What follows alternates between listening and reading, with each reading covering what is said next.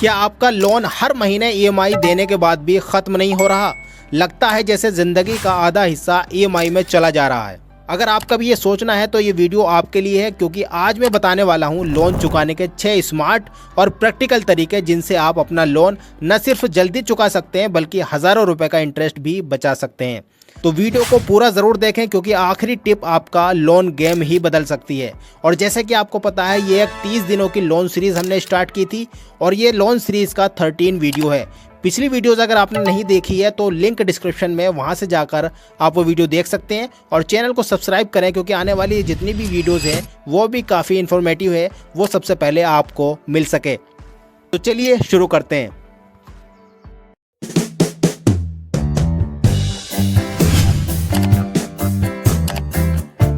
सबसे पहले तरीके की अगर हम बात करें तो आपको अपनाना चाहिए एक्स्ट्रा पेमेंट स्ट्रेटजी। जी हाँ, आपकी जो ईएमआई है उसको थोड़ा सा आपको ज़्यादा देना सीखना चाहिए। जितनी आपकी ईएमआई है उससे थोड़ा सा आप ज़्यादा दीजिए। लोन जल्दी ख़त्म करने का ये बहुत ही आसान तरीका है। हर महीने आपको करना क्या है, आपकी जो ईएमआई है तो उससे थोड़ा सा आपको ज़्यादा पेमेंट कर देना है।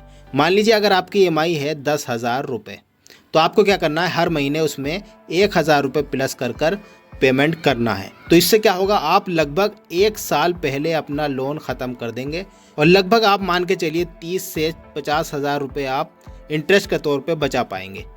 और मैं आपको स्मार्ट टिप्स भी देना चाहूँगा। अगर आप साल में सिर्फ एक बार भी एक्स्ट्रा पेमेंट कर देते हैं अपनी ईएमआई में, तो इससे आपका जो प्रिंसिपल अमाउंट है वो तेज़ी से घटेगा और लोन की जो ड्यूरेशन है वो भी कम हो जाएगी। यानी कि अगर आपने 5 साल के लिए लोन लिया है तो वो 4 साल ही रह जाएगी, अगर आप ये टेक्निक अपनाते हैं तो।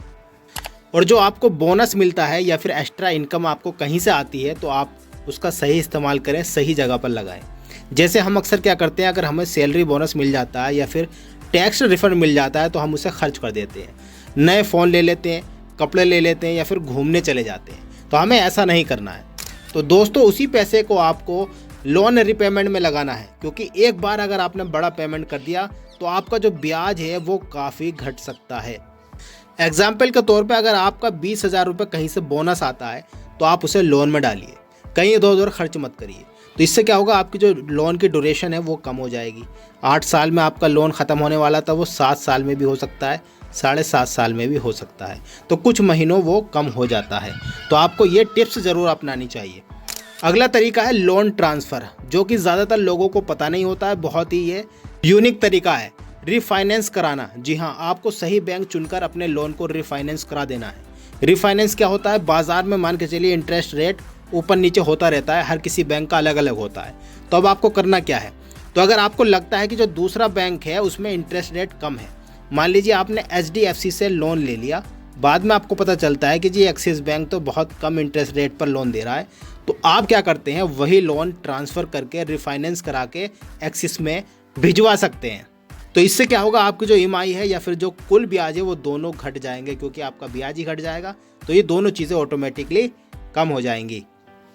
बस आपको ध्यान ये रखना है कि बैंक की जो टर्म्स है, जो प्रोसेसिंग फ़ीस है या हिडन चार्जेस है, वो आपको ज़रूर चेक कर लेने हैं लोन ट्रांसफ़र कराने से पहले।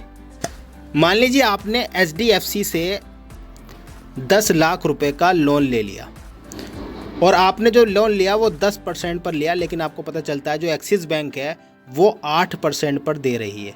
तो आप जब लोन ट्रांसफ़र कराएंगे तो आपको लगभग 60,000 रुपये का फ़ायदा होने वाला है। तो ये ताकत होती है लोन ट्रांसफ़र की, रिफाइनेंस की। अब जो अगला तरीका है वो भी काफ़ी शानदार होने वाला है। जी हाँ, जिसको हम बोलते हैं डेप्थ कंसोलिडेशन, यानी कि एक लोन एक ईएमआई कम स्ट्रेस। ये क्या होता है, आइए समझते हैं। अगर आपके पास कई लोन चल रहे हैं, मान लीजिए क्रेडिट कार्ड भी है, पर्सनल लोन भी आपने ले रखा है, कार लोन भी आपने ले रखा है, तो इसकी ईएमआई जो जाती है वो अलग अलग जाती है, किसी की कोई सी डेट में, किसी की कोई सी डेट में। तो आपको याद करने में बड़ी दिक्कत होती है और ऐसे मिस भी हो सकती है और स्ट्रेस बना रहता है। तो आपको करना क्या है, ऐसे में अगर आप समझदारी दिखाना चाहते हैं तो आप सहारा ले सकते हैं डेप्थ कंसोलिडेशन का। डेप्थ कंसोलिडेशन क्या होता है, यानी कि लोन्स को मिलाकर एक सिंगल लो इंटरेस्ट लोन बना दिया जाता है। यानी कि जितने लोन आपके चल रहे हैं सबको मिलाकर एक सिंगल लो इंटरेस्ट लोन बना दिया जाएगा। यानी कि आपकी सिर्फ एक ही ईएमआई जाएगी, आपको बार बार डेट याद रखने की ज़रूरत नहीं है। तीनों को मिलाकर एक एवरेज बना दिया जाता है और आपकी वो ईएमआई चली जाती है। इसका मतलब है इसमें आपको सिर्फ एक ईएमआई देनी होगी और इंटरेस्ट रेट कम होगा और मन भी शांत रहेगा। तो मल्टीपल लोन छोड़ो और एक स्मार्ट लोन अपनाओ। अगला जो तरीका है हमारा वो है EMI ऑटो डेबिट सेटअप। जी हाँ, ये डिसिप्लिन ही असली बचत करवाता है। लेट EMI से न सिर्फ आपको पेनल्टी लगती है बल्कि आपका क्रेडिट स्कोर भी ख़राब होता है। तो आपको EMI ऑटो डेबिट पर सेट करना होता है। क्या करना होता है, EMI ऑटो डेबिट सेट करें ताकि आपको पेमेंट कभी भी लेट ना हो।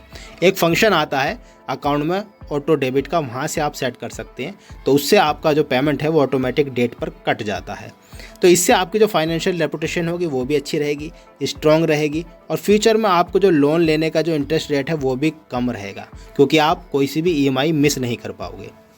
मान लीजिए आपकी जो सैलरी आती है वो 1 तारीख को आ जाती है, तो आपको अपने अकाउंट में जो ऑटो डेबिट सेट करना है वो 3 तारीख को सेट कर देना है या 4 तारीख को सेट कर देना है, ताकि आपके अकाउंट में 1 तारीख को पैसा आ जाए और 3 या 4 तारीख में वो ऑटोमेटिक कट जाए, जिससे कि आपको कोई भी एक्स्ट्रा पेनल्टीज़ ना लगे। और हमारा लास्ट पॉइंट है शॉर्ट टेन्योर लोन। जी हाँ, छोटी अवधि के लिए लोन लेना चाहिए आपको। कई लोग ये सोचते हैं कि लंबा लोन टेन्योर अच्छा होता है ताकि EMI कम हो जाती है। जब आप लंबे समय के लिए लेते हैं तो वहाँ पर आपकी जो EMI होती है वो कम बनती है, लेकिन हकीकत ये है कि EMI तो आपकी कम बन जाती है लेकिन इंटरेस्ट रेट आपको ज़्यादा देना पड़ता है। इसलिए हमेशा कोशिश करें लोन की अवधि जो है वो कम से कम रखें। अगर पॉसिबल हो तो जितने भी आपके लोन चल रहे हैं, एग्जिटिंग लोन है, उनको शॉर्ट टेन्योर में कन्वर्ट करा लीजिए। अगर वो 7 साल में ख़त्म होने वाले हैं तो आप उसको 5 साल या 6 साल में कन्वर्ट करा लीजिए। इससे आपका काफ़ी इंटरेस्ट बच सकता है। मान लीजिए अगर आपने लोन कोई 10 साल के लिए लिया है तो 10 साल में अगर आप ना चुका कर उसको 7 साल में चुका रहे हैं तो आपका लगभग 1.5 लाख रुपए का इंटरेस्ट बच सकता है। जी हाँ, और ये बिल्कुल हकीकत बात है। तो दोस्तों, लोन लेना आसान है लेकिन स्मार्ट तरीके से चुकाना एक कला है। अगर आप इन 6 स्मार्ट टिप्स को फॉलो करेंगे तो ना सिर्फ आपका लोन जल्दी खत्म होगा बल्कि आप फाइनेंशियली स्ट्रांग और टेंशन फ्री भी बनेंगे। अगर आपको ये वीडियो अच्छी लगी है तो एक लाइक करें। अगर आपका कोई सवाल है तो आप कमेंट कर सकते हैं और इसी तरह की इन्फॉर्मेटिव वीडियोज़ के लिए चैनल को सब्सक्राइब करके रखें, क्योंकि आने वाली जानकारी सबसे पहले आप तक पहुँच सके।